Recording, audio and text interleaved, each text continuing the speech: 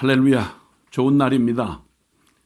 날마다 생생한 복음으로 또 만나는 우리 하나님의 사랑, 또 그 하나님의 놀라우신 그 섭리와 그리고 우리를 향한 그 손길, 늘 생각할 때마다 우리의 가슴을 설레게 하고 우리의 영혼에 힘을 얻습니다.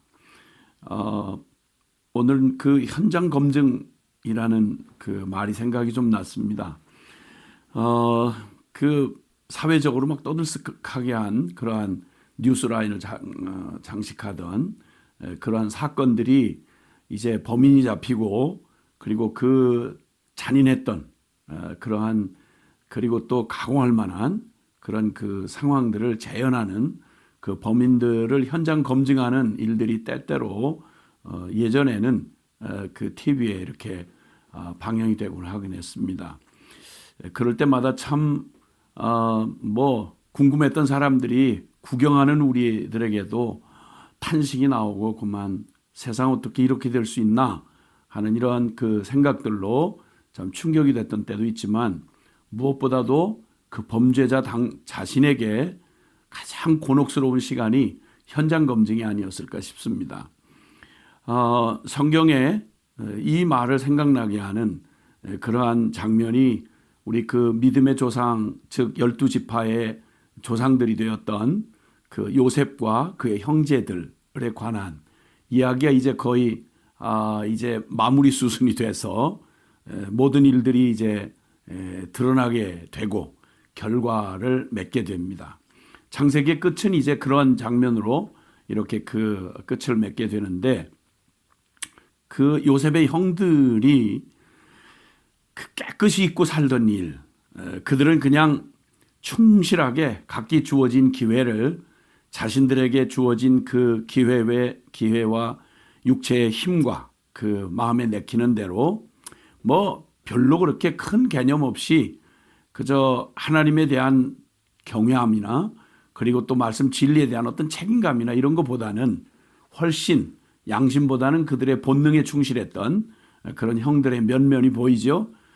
그런 사람들이 늘 현실에 잘 적응하고 사니까 그들이 거침없이 그들의 삶을 나름 자신들의 삶을 살아간다고 살아온 삶에 꼭 잊고 싶었던 일 있죠. 아주 깨끗이 잊고 살던 일, 그들의 존재와 삶을 그대로 드러냈던 그런 참 너무 끔찍했지만, 그러나 자신들은 충분히 자신들의 그러한 그 마음의 그런 그 생각들을 그대로 행동에 실행했던, 그러나 지나고 나면 정말 끔찍하고 기억하고 싶지 않은 일들이죠. 사람들은 좀 편리한 부분이 있어서 자신들의 역사도 자기들이 얼마든지 취사선택해서 기억을 하는 그런 성향이 있습니다. 그런데 이렇게 내 마음대로 인생은 꼭 그렇게 끝나지 않죠. 깨끗이 잊고 살던 일이 고스란히 생생하게 재현된 상황이 아주 적나라하게 그 과정이 이렇게 그 역사에 드러난 과정이 여기 기록이 되어 있습니다. 기근으로 이제 그냥 그렇게 살다 보니 이제 기근이 닥쳤습니다. 물론 하나님이 예고하신 대로 7년 풍년 뒤에 찾아온 기근이었습니다. 그러니 벌써 기근이 한 해가 넘어가고 이제는 막 사느냐 죽느냐의 심각한 위기에 몰린 그들이 애굽의 양식이 있다는 얘기를 듣고 그 양식을 사러 갔습니다. 그런데 그 양식의 모든 주권을 가지고 있는 애굽의 총리를 만나게 되는데 참 이상한 총리였습니다. 그리고는 그들이 갑자기 가서 양식을 사러 갔는데, 그러니까 이웃 나라에서 찾아간 거죠.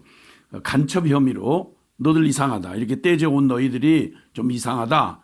그리고는 이런저런 질문을 하는데 무언가 이상한 예감입니다.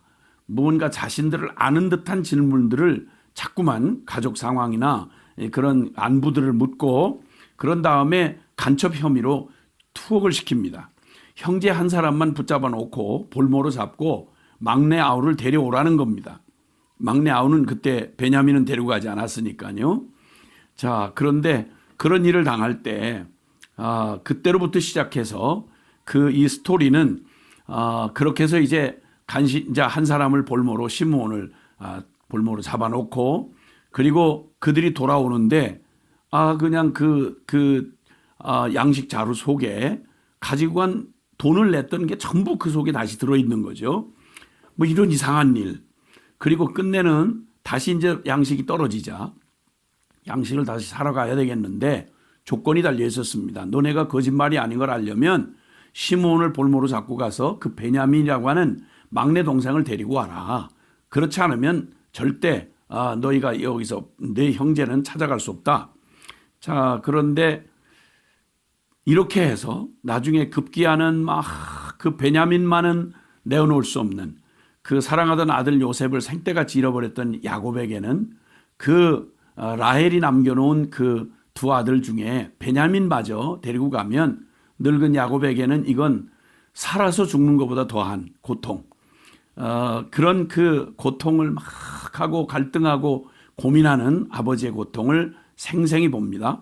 그리고 이제 결국은 나중에 죽으면 죽으리라 하고 할 수 없이 베냐민을 데리고 갔다가 그리고 또 그 베냐민을 결국은 은잔을 훔친 그러한 사건의 연루가 되면서 베냐민을 거기다 다시 볼모로 잡아놓고 가야 하는 상황들, 이런 일들이 재현이 되는데 말이죠. 깨끗이 잊고 살았던 그들이 저질렀던 악행 중의 악행, 그들의 악 중의 악이었던 동생 요셉을 단지 시기하고 질투한다는 그 자신들의 정욕에 의해서 그것도 형들이 그냥 정말 가혹하고 잔혹하게 그렇게 그리고 아버지의 그 까닭 없는 편애를 받는 동생 그를 시기하고 한술 더 떠서 그 동생이 또 하나님으로부터 받았다는 꿈 얘기에 그만 이성을 잃고 자, 그 꿈 하나님이 줬다. 한번 그 꿈이 어찌 되나 보자 하고는 동생뿐만 아니라 그 가문이 섬겨오던 하나님 그리고 그분이 주셨다는 약속 이 모든 걸 대항하면서 그 꿈이 어떻게 되는지 보자. 널 죽이면 그 꿈이 어떻게 되겠니? 하고는 죽이려고 시도하고 그리고 결국 인륜으로서는 생각할 수 없는 그 동생을 애걸복걸하는 동생을 노예로 팔아먹고 깔깔대며 파티를 하고 늙은 아버지를 비참한 세월을 보내도록 거짓말로 아이가 짐승에 죽은 것처럼 거짓말로 하고 거짓 위로를 하고 그리고 본인들은 아무 일도 없는 것처럼 깨끗이 잊고 그리고 아주 내 기억 속에 묻혀버리면 잊혀지면 무덤까지 가지고 가면 그러면 하나님도 역사도 그냥 입을 닫고 잠잠히 있는 줄 알았죠. 그러다 드디어 지금 그때를 현장 검증 당하듯이 고스란히 똑같은 상황을 이제는 당하는 입장에 전에는 가해자의 입장에서 저지른 일을 잊었다면 그 일을 저질렀던 일이 고스란히 눈앞에 실제로 펼쳐지면서 본인들이 피해자가 된 겁니다. 그리고는 그들이 말을 합니다. 창세기 42장 21절에 보면 범죄할 때 우리가 그 형들이 하는 말입니다. 우리가 그때 범죄할 때 다 알고 있었죠. 그 범죄할 때 그가 요셉이 애걸하는 동생 요셉이 애걸하는 괴로움을 보고도 그 괴로움을 그 애절하게 매달리던 동생의 그 간절한 울부짖음을 그 괴로움을 보고도 듣지 아니하였으므로 요 괴로움이 우리에게 임하는도다. 누가 얘기 안 해도요 스스로 알아요. 정죄감과 자책감이 그냥 깨끗이 잊고 무덤까지 가져가면 될 줄 알았던 게 고스란히 되살아납니다. 그리고 결국 나중에 또 그 아버지가 베냐민을 못 내놓는다. 그럼 우리 다 죽어요. 양식 안 준다고 그랬어요. 나중에 늙은 아버지가 야곱이 베냐민마저 떠나보내며 그저 죽으면 죽을 것이다. 할 수 없다. 그러면서 그 포기하는 아버지의 그 처연한 그 고통 그리고 자신들도 성장해서 자기 자식들을 키워보니 본능적인 애비 마음이 있잖아요. 야, 저런 고통을 우리가 안겨줬구나. 철부지 때는 몰랐는데 동생 요셉을 죽이고 아버지를 속이고 그저 너스레를 떨면서 그 아버지를 거짓 위로하는 척했던 그들이 이제 거꾸로 당해놓고 보니까 그 아버지의 고통이 막 살을 찌르듯이 자신들이 당하고 나니까 그냥 막 고통을 당하는 거예요. 나중에 참 유다가 나서서 그런 말을 하죠. 요셉에게 차라리 저를 가두어 주십시오.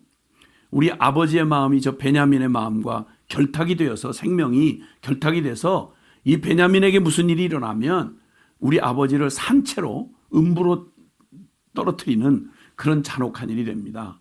제발 나를 대신 내가 평생 당신의 노예가 되겠으니 그렇게 해 주십시오 라고 말하는, 자신이 볼모가 돼 보니까, 그들이 스스로 당해놓고 보니까 그 깨끗이 잊고 살던 악행이, 나의 악이 얼마나 끔찍했는지, 얼마나 저지를 수 없는 일을 저질렀는지, 그리고 내가 스스로 나를 위안하면서 자신들의 의에 취하여 살던 그들이 고스란히 변명할 여지 없이 그 자신들의 실체가 생생하게 재현된 상황을 맞이하면서 그동안 팔자 탓하고 부모 탓하고 저 사람 탓, 환경 탓, 나는 다 억울한 것 같고 저 아버지가 잘못된 것 같고 저 요셉 저놈이 저게 문제고 라고 다 틀렸고 나는 옳고 나는 어쩔 수 없고, 자신들의 태어나서 생긴 병든 자아의 욕구에 충실하게 반응하고